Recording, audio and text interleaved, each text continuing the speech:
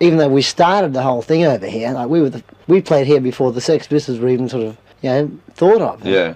And now we've always been there, and people are beginning to realise that now they want more. The official story was simple. Bon Scott drank too much, passed out in a car, and never woke up. And for decades, the world accepted that explanation for the death of AC/DC's wild frontman. But the cold February night of 1980 is riddled with unanswered questions. A friend who later vanished, a suspiciously rushed investigation, missing hours no one could explain, and evidence suggesting Bon may not have been alone in that small Renault. Born Ronald Belford Scott on July 9, 1946, in the Scottish town of Forfar, Bon arrived as a source of joy to his parents, Chick and Issa, who had already lost a child. He spent his first 6 calm years above a bakery in Kirriemua with his younger brother Derek before post-war hardship pushed the family to emigrate to Australia in 1952 under a government scheme that promised hope for just £10 each. Settling first in Melbourne's Sunshine suburb, Bon faced bullying over his accent but refused to change, proudly embracing the nickname Bonnie, later shortened to Bon. After the birth of his brother Graham and another move to the rough port city of Fremantle in 1956, Bon found both music and trouble, joining a pipe band, learning drums, and eventually running with street gangs.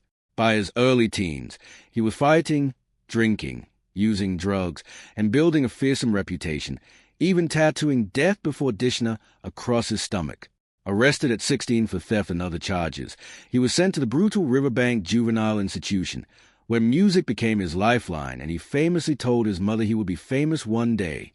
Released just before Christmas, rejected by the military as socially maladjusted, and undeterred by the label, Bon poured himself into music, forming the Spectators in Perth and beginning to find his voice.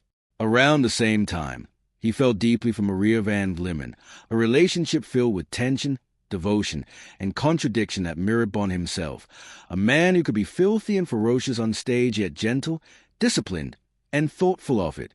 As his bands evolved into the Valentines and success grew, Bon's life continued to swing between ambition and chaos, setting the stage for the legend he would become and the mystery that would one day surround his death. Working with George Young of the Easybeats, who wrote catchy songs perfectly suited to their double vocal setup, the band found real success, and by 1969 they scored national hits with Juliet and My Old Man's a Groovy Old Man. Their bubblegum pop sound, especially popular with young female fans, took them on tour with major Australian acts like Russell Morris and Johnny Farnham, and landed them on the high-profile Operation Starlift tour. But just as momentum peaked, everything unraveled. In September 1969, police raided the band's rehearsal space at a surf club in Victoria after weeks of surveillance sparked by a jealous rival, uncovering a pipe and Moroccan marijuana powder in what became Australia's first major drug bust involving a rock band. The scandal made national headlines, with Go Set declaring the pop world shaken, and each member was fined $150 and placed on a good behavior bond.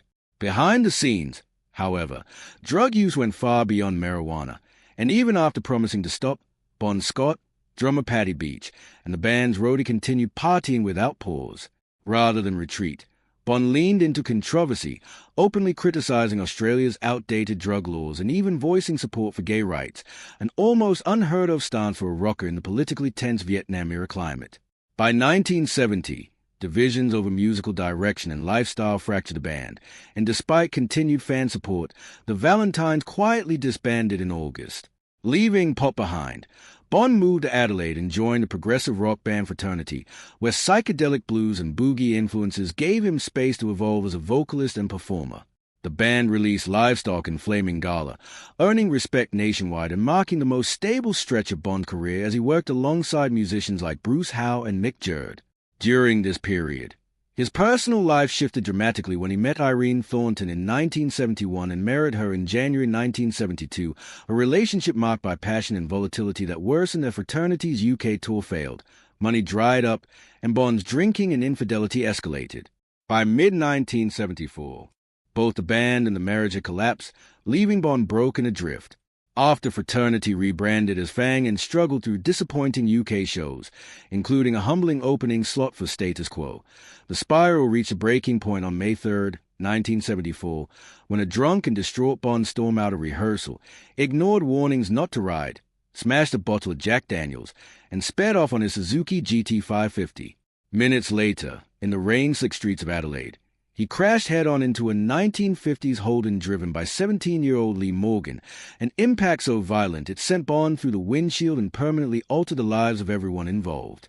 The crash changed the course of Bon Scott's life, and the next morning headlines in the Sunday Mail identified the biker as Bon Scott of Fraternity, revealing that he had been in a coma for 3 days while doctors weren't sure he would survive. When friends were finally allowed to visit, they were horrified. His face was badly damaged. He had lost all his teeth. His body was covered in cuts and bruises, and he was almost unrecognizable, with Peter Head later saying he looked terrible. Bond remained hospitalized for 3 weeks, and the severity of his injuries was such that when George Young later heard Bond's name suggested for AC/DC, he scoffed, believing no one that badly hurt could ever perform again. Bond's brief time with the Mount Lofty Rangers ended quietly after just 12 gigs and 2 unreleased recordings, and the accident didn't just break his bones. It split his life in two, leaving his band, marriage, and routine behind. During recovery, he scraped by doing odd jobs like mowing lawns and painting walls, frightened at 27 that he was already too old to make it in music and desperate for a fresh start. In October 1974, he left Adelaide for good and moved to Sydney, where an old friend, Vince Lovegrove from the Valentines, helped him survive with small office jobs until George Young began searching for a new singer for AC/DC after Dave Evans' exit. Though hesitant because of Bond's age and injuries, George was persuaded, and after an all-night jam session where the chemistry was undeniable, Bond officially joined AC/DC on October 24, 1974, less than 6 months after nearly dying. From there, history accelerated quickly as High Voltage reached the Australian top 20 in early 1975, TNT climbed to number 2, and songs like It's a Long Way to the Top and Jailbreak became anthems, leading to a global deal with Atlantic Records and massive European tours opening for bands like Black Sabbath, Kiss, Aerosmith, and The Who. Their international version of High Voltage sold over 3 million copies, and in 1979 they recorded Highway to Hell with producer Robert John Mutt Lange, releasing Bon Scott's final and greatest album, which became AC/DC's first U.S. million seller and a rock classic. After finishing the tour on January 27, 1980, Bon entered a blur of parties and studio sessions in London, frequenting the Music Machine Club in Camden, where heavy drinking and drug use were common. On the night of February 18th, he drank with friends including Alistair Kinnear, who later claimed Bond was too intoxicated to function and left him sleeping in his Renault 5 after calling Bond's ex-girlfriend, who allegedly advised letting him sleep it off. When Kinnear returned the next morning, Bond was cold and unresponsive and was pronounced dead at King's College Hospital, with the coroner ruling the cause as acute alcohol poisoning, citing a blood alcohol level of 0.41% and choking on vomit, possibly worsened by a dislodged dental plate. While no heroin was found, later experts questioned the limited toxicology methods of the time, especially given Bond's previous heroin overdoses and the rapid closure of the investigation within 72 hours. Some close to Bond doubted alcohol alone killed him, noting his high tolerance, reports that he didn't appear excessively drunk, signs consistent with heroin use, and theories outlined in Jesse Fink's The Last Highway, though AC/DC has denied any cover-up. Others believe Bond was deliberately abandoned or was, a theory fueled by the mysterious disappearance of Kinnear during a sailing trip off the French coast in 2006, leaving Bon Scott's death one of rock music's most enduring and unsettling mysteries. All of this only fueled rumors that something had been hidden or that someone had been silenced, and while conspiracy theories have claimed there were tensions within AC/DC or that the band had grown frustrated with Bon Scott behavior, there is no solid evidence of murder or cover-up. What cannot be denied is that Bond's lifestyle played a major role in his death. His autopsy showed severe liver damage from years of heavy drinking, and dental injuries from an earlier motorcycle crash made it easier for him to choke if he passed out. At the same time, London's music scene was saturated with heroin, and even if Bond wasn't using it that night, being surrounded by users increased the risk. When Bond died suddenly in early 1980, the remaining members of AC/DC were devastated and unsure whether the band could or should continue, as Bond had been far more than a frontman. He was their friend, energy, and voice. They seriously considered walking away until Bond's family, especially his parents, urged him to carry on, believing that was what he would have wanted. That encouragement, along with Bond's earlier praise of singer Brian Johnson from the band Geordie, gave him direction, and just 2 months after Bond's death, Johnson joined AC/DC. By April 1980, the band was recording in the Bahamas with producer Robert John Mutt Lange, and on July 25th they released Back in Black, a stark black-covered tribute that became one of the biggest albums in music history, topping charts in the UK, reaching number 4 in the US, and eventually selling an estimated 50 million copies worldwide. Though it never hit number 1 in America, it stayed in the top 10 for more than 5 months, went 27 times multi-platinum in the US, and became the third best-selling album in American history, trailing only Thriller and the Eagles' greatest hits. While some fans believe Bon may have influenced parts of the lyrics, that has never been proven, yet his legacy endured as AC/DC was inducted into the Rock and Roll Hall of Fame in 2003.